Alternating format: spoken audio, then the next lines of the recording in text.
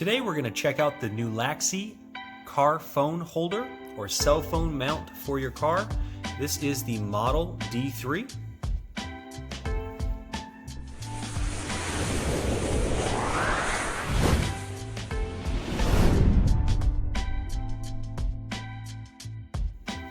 This three-piece set comes with a short user manual. It shows you the basics on how everything works.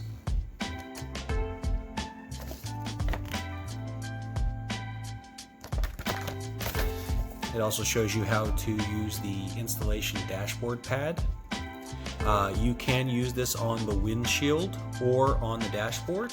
If you use it on the dashboard, they recommend that you use this that has a 3M sticky on one side, and then it has a smooth surface for the suction cup to adhere to.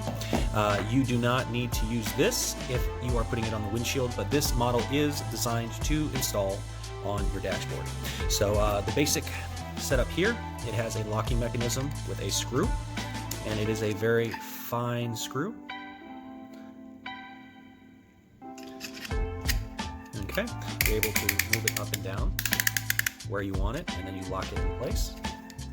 On the bottom, it has the suction pad, so once you put it where it's going to go, you push it down and it sucks.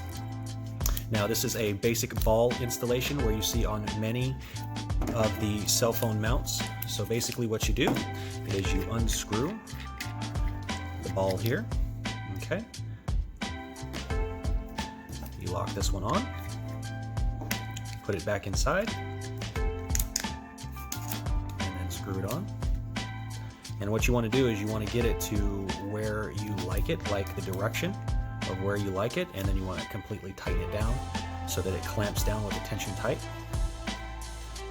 Alright.